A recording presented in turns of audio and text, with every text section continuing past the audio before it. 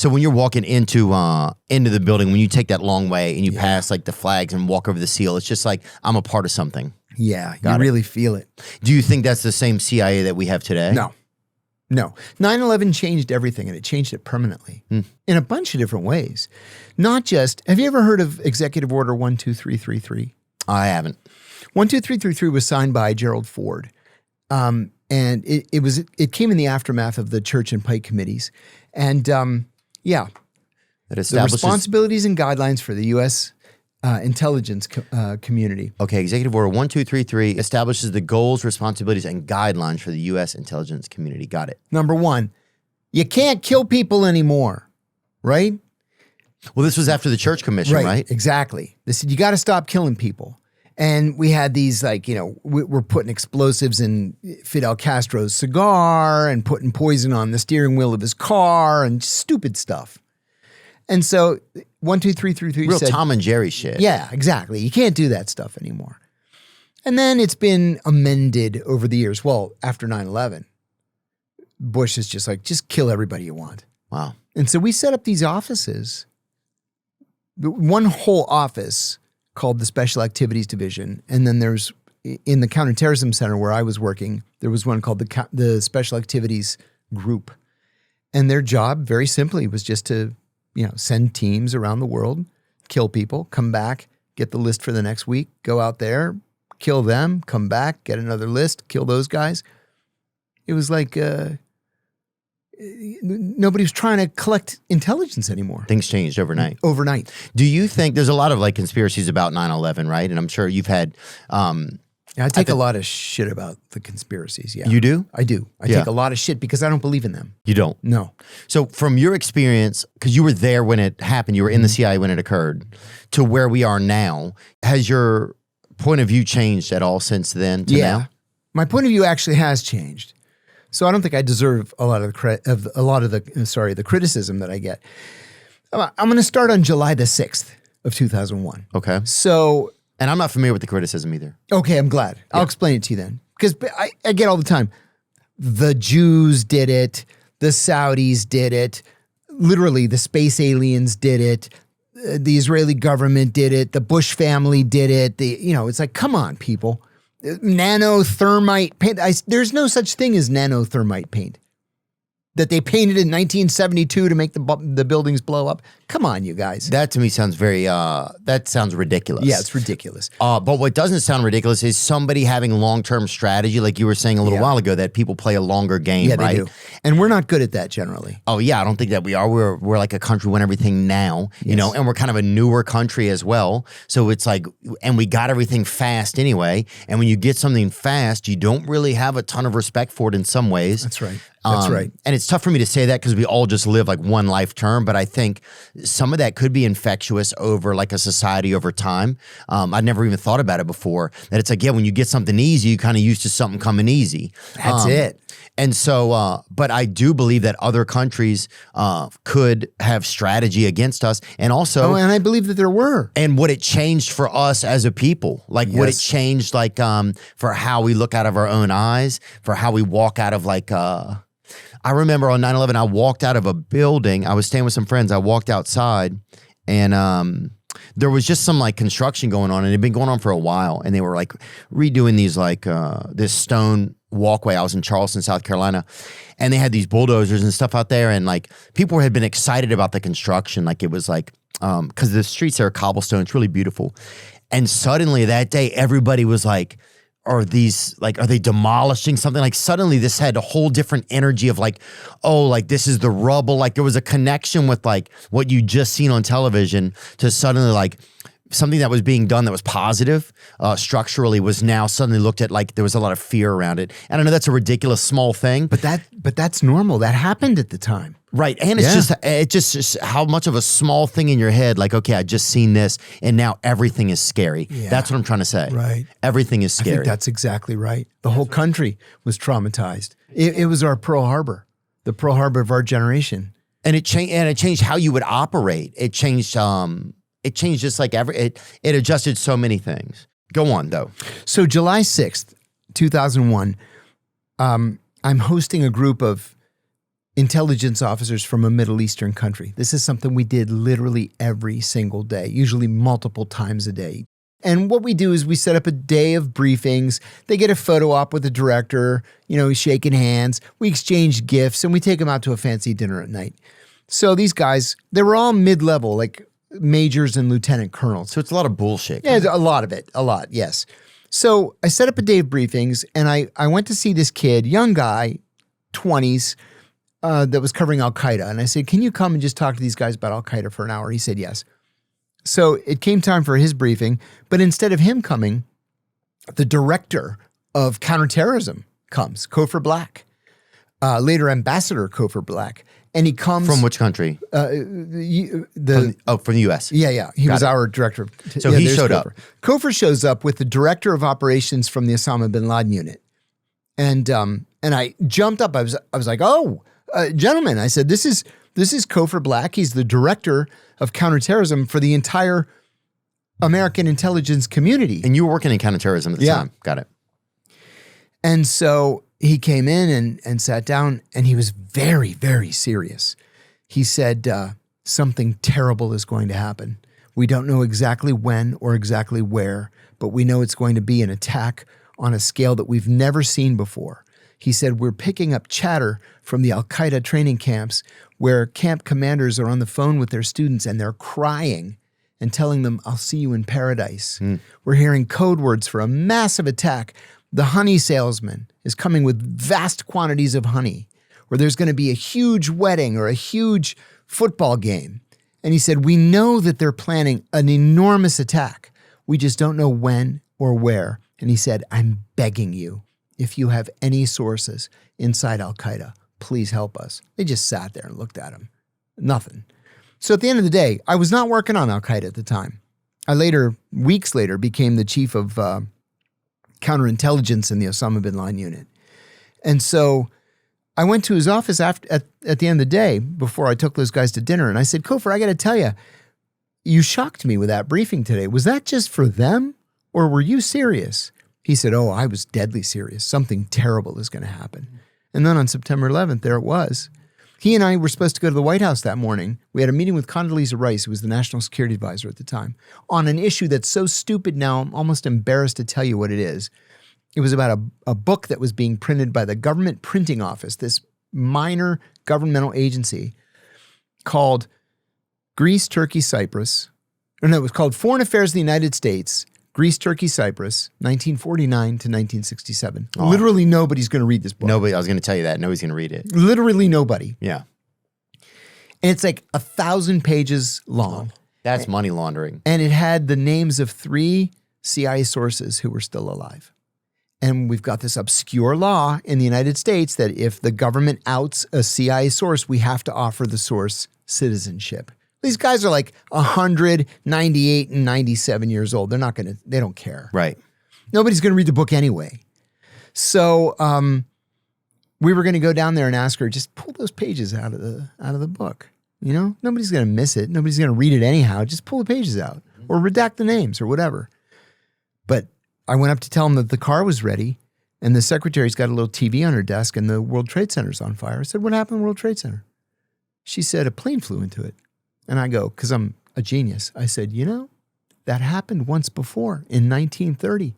A bomber flew into the Empire State Building, but it was like pouring rain and fog. I said, it's so crystal clear today. How can you not see that you're flying into the World Trade Center? And just as I spoke the words, the second plane hit. And then she turned and she said, did you see that or did I imagine it? And it's like, oh, everything's going to go to shit now. But take me back. So it's like you guys hear that something's going to happen. Something terrible is going to happen. But what do you do at that point? Well, see, that's the key. What do? We didn't know what to do. So we're going to the, Jordanians, the Egyptians, the Saudis, the this one, the that one. And they're like, we don't know what's going on. Well, as it turned out, that wasn't true. Almost all the hijackers, what was it, 16 or 17 of the hijackers came from Saudi Arabia, right? And we know that the Saudi ambassador to the United States at the time, Prince Bandar bin Sultan Al Saud, his wife transferred $50,000 from her personal bank account to the hijackers.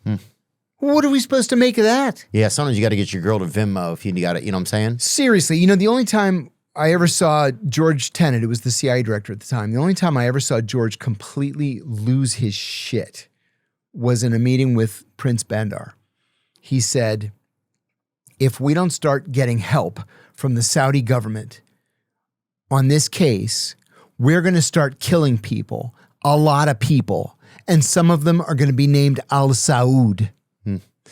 I go out to Pakistan as the chief of counterterrorism operations there in January of 2002. So it's still fresh. We're bombing Tora Bora. All these al-Qaeda people are trying to get out of Afghanistan, cross into Pakistan. And my job was then to catch them when they came into Pakistan. But we're bombing what?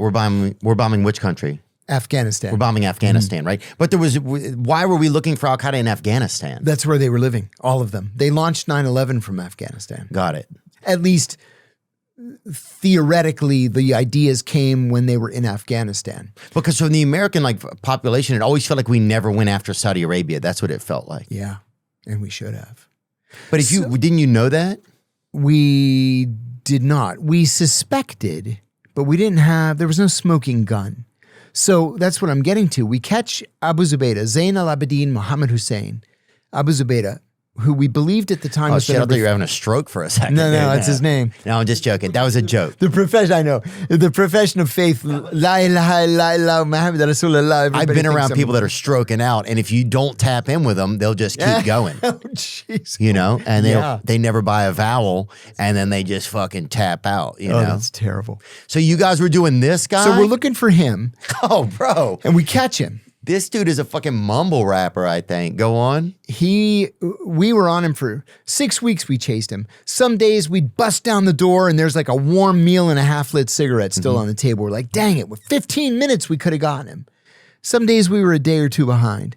So he knew we were after him. He knew we were chasing him all over the friggin' country. And we catch him in late March 2002 in Faisalabad, Pakistan. So we also confiscated his diary.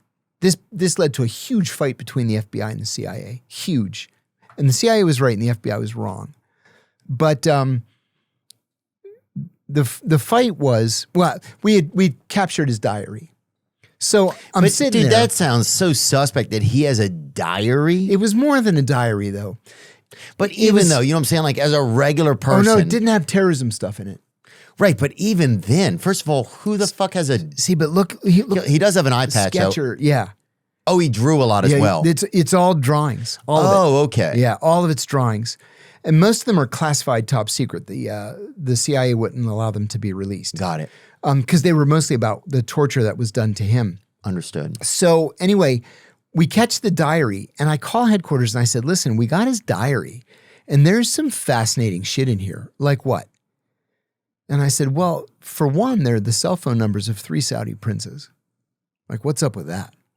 So they were like, put it in writing. So I write this cable back and I was like, we found these 3 princes. Here are their cell phone numbers. George calls in the Saudi ambassador. The president calls the king. What kind of country are you running over there? So we said, we want those 3 princes. We want them, like right now. Next thing you know, one goes into the hospital for bariatric surgery because they're all fat. Mm-hmm. And he dies on the operating table. The other one is driving from Riyadh to Jeddah on the Riyadh to Jeddah highway.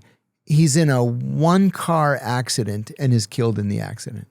The third one goes camping in the desert, which is a very popular pastime, and dies of thirst.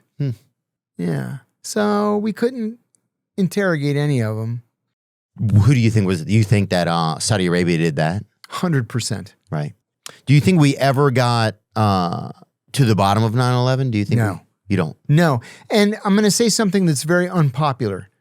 I think that the Israelis, while not involved in 9/11, absolutely positively had advance warning of 9/11. They had sources inside of al-Qaeda, and they purposely did not tell us the details because they knew what was going to happen.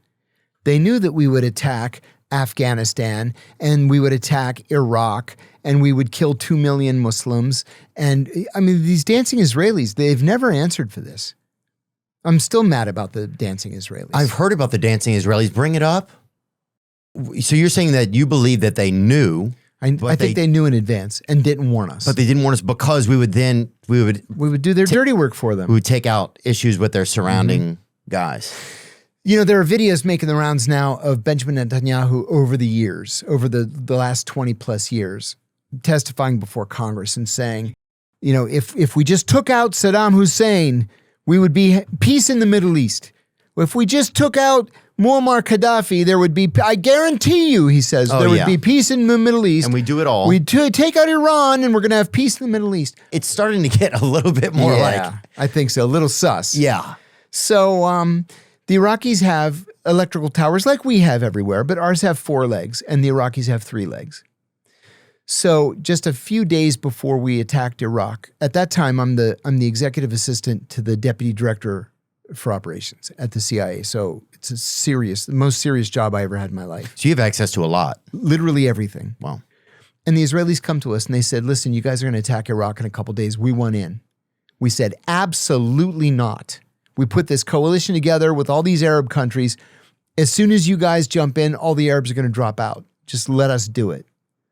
Next thing you know, every one of these electrical towers just begins to topple over, like 150 miles worth in the Western Desert, because somebody put explosives on just one of the 3 legs. And I remember my boss saying, these damn Israelis, they just can't leave well enough alone.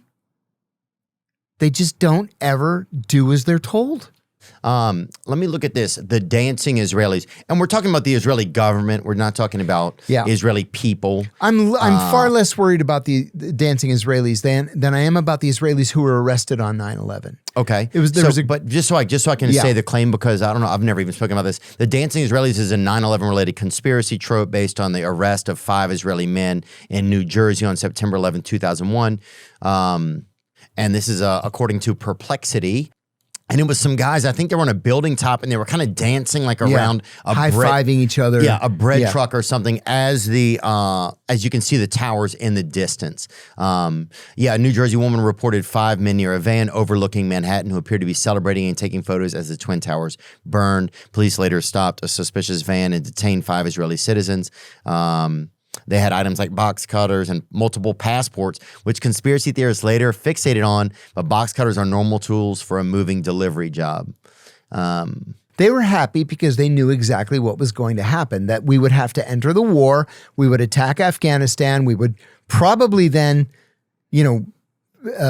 take a permanent position in the region, which is exactly what happened. Right. That's why they were dancing. They were happy. 9/11 is a good thing for Israel.